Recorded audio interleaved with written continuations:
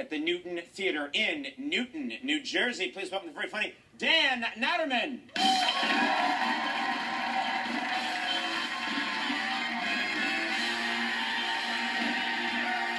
Oh, good to see you. How is everybody? Good to be here. Hey, by the way, I just became an uncle again for the 5th time.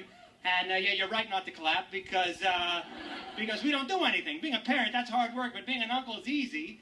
That's why there's no, like, books about being an uncle. You know, like, nobody ever wrote, like, what to expect when your sister's expecting, for example. You know? There's no Uncle magazine. A lot of magazines about parenting. There's no Uncle Weekly magazine. Or an article be in that magazine. Is your nephew out of control with drugs and alcohol? Well, since it's not your problem, here's some weekend getaway ideas.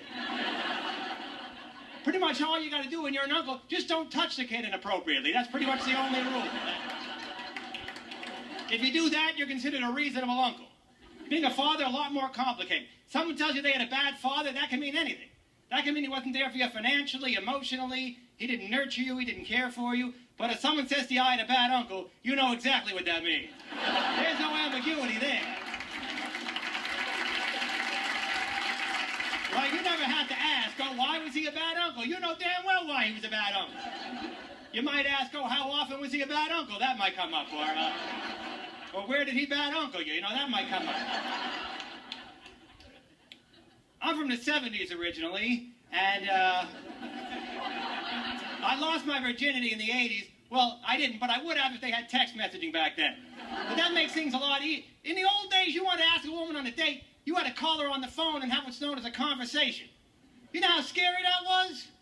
I call a girl up, I'd be shaking like a leaf. I'm all nervous. Then she answers, I start to stutter.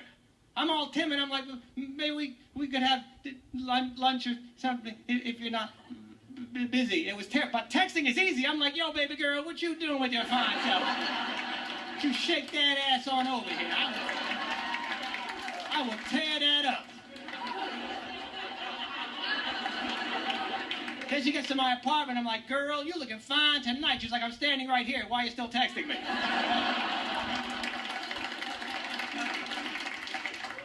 You ever notice people sending you a text? People are all obsessed with spelling. They'll send you a text with a typo, and then they can't just let it slide. They got to send you another text a second later with the word spelled correctly. Like, the other day I'm at a restaurant, my friend texts me, yeah, I'll be there soon, I got to park the cat. Then a second later I got a text, asterisk, car. Now, I don't mean to brag, but I had actually already figured that out. I didn't think he was walking down the street like, yeah, can I leave my cat here by any chance? Sometimes you send a text to the wrong person, right? You ever do that? That can range in severity from no big deal to your life is over. And speaking of typo, you send a text to the wrong person, you can't cover that up by pretending it was a typo. That would never work. Like if you texted like, hey, my wife doesn't even know we're sleeping together.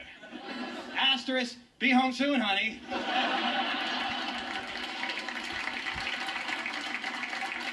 For me, the worst time for me that I ever texted the wrong person, I texted by mistake, come over, I'm horny, to my cousin Sheila. I apologize. I was like, sorry, cousin Sheila, that was actually meant for somebody else, so sorry you came all the way over here.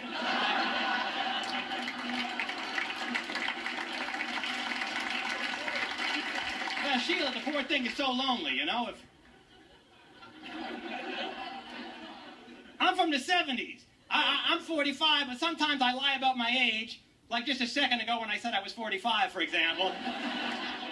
I'm actually 46. But you lie about your age, it's not easy because you got to lie about everything. You know, because you'll give your age away very easily. Like one time I told a girl I was 34, and some Nirvana song comes on the radio. I'm like, oh, I saw these guys live back when I was in college.